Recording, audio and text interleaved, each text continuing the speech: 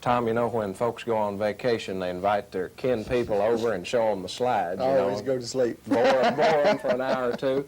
Tonight, as we end our program, we're going to show you some video that we took on our excursion out west. And this is the Newsline 4 crew being typical tourists here.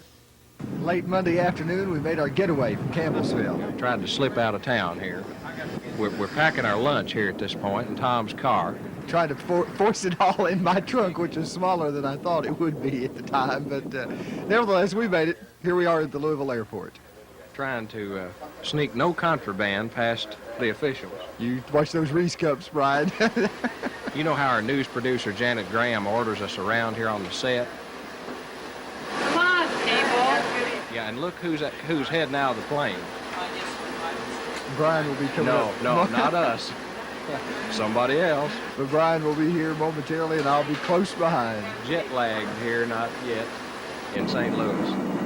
This is landing and the view from TWA Flight 121 from St. Louis, preparing to land in Las Vegas, and that's the strip that you see in the distance. And not really a good shot either to show you all the lights. This particular landing wasn't as spectacular as the takeoff for home. Exactly. Las Vegas never closes, though. We'll show you more about that in a few minutes. By about 2 a.m., 2 or 3 a.m. Campbellsville time, we arrived in Las Vegas, and that's the first sight we see. And what we saw the entire trip. Thousands and thousands and thousands of slot machines in Las Vegas. And we figured that if we were on 121 to Las Vegas, our luggage probably went on the 913 to Spokane, but our bags were with us. But we were in luck. Here we are.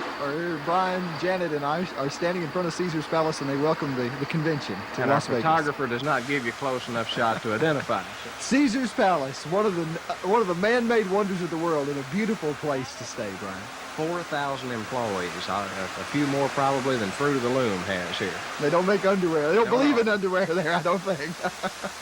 You know, there's not a water fountain in the place, no place to drink, so I found this fountain outside, and they wouldn't let me get close enough. This is not as big as the Fleur-de-Lis in Louisville, but still it looks really... Now, this is looking toward the Strip from the steps of Las Vegas.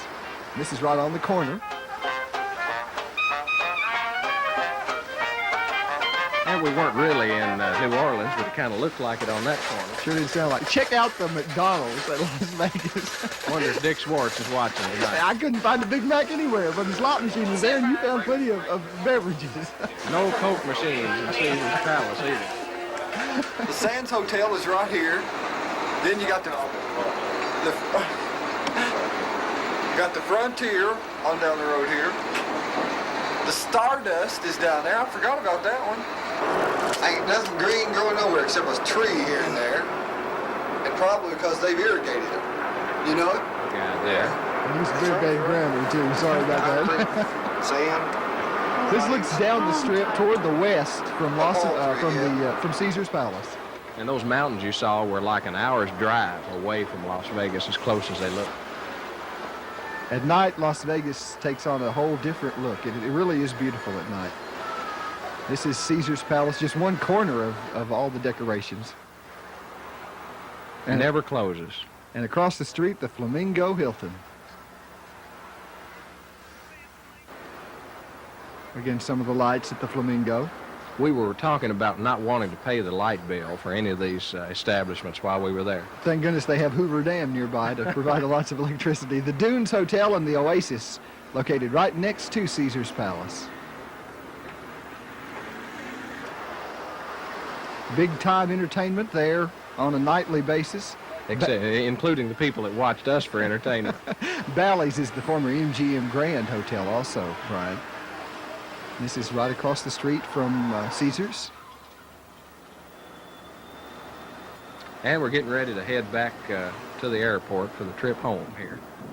This is Campbellsville time. This is 4 o'clock in the morning. 2 a.m. Las Vegas time. We're about 1:30. 1 o'clock, 1:30.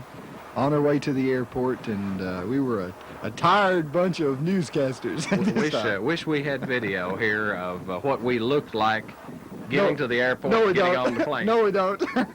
We wish we had that recorded for future generations. And we're headed out of town, passing the, I think this is the Tropicana Hotel All the hotels have brightly colored entrances.